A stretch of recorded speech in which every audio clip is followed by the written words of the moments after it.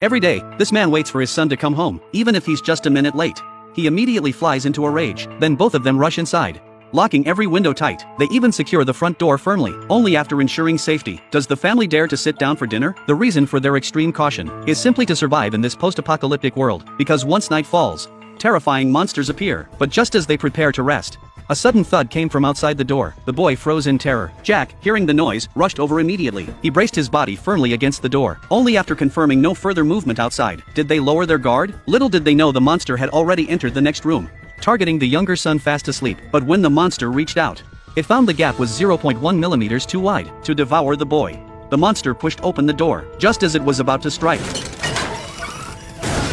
Pete suddenly flipped the switch. He hadn't been asleep at all. His plan was to lure the monster into the trap. But when dawn broke, Jack discovered the door was covered in claw marks, rendering it unusable. So Jack sent his two sons to gather wood, while he stayed behind to repair the house. Yet as soon as they entered the forest, Ron declared he'd go to the neighboring village instead, leaving his younger brother Pete behind. Little did he know Ron wasn't searching for wood. He was heading to meet his girlfriend, Alice. The long-separated pair talked for hours, and soon Ron forgot all about Pete. By the time he realized, it was already too late. As dusk fell, the monster's hour approached. Ron hurried homeward, only to stumble and fall off a cliff. Meanwhile, Pete noticed Ron hadn't returned. He assumed Ron had gone home.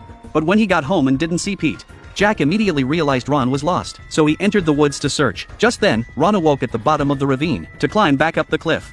He kept searching for an exit. Hours later, Jack found Ron, but now it was late.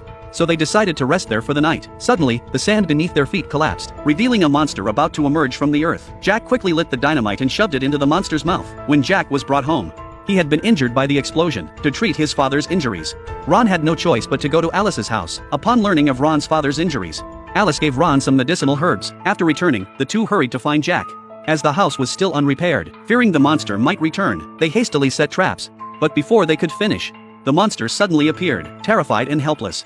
They watched as the children faced mortal danger. Dragging his weakened body outside, Jack lured all the monsters into the room and detonated the bombs he had prepared. In the end, Jack perished along with all the monsters, sacrificing his life to ensure the children's safety.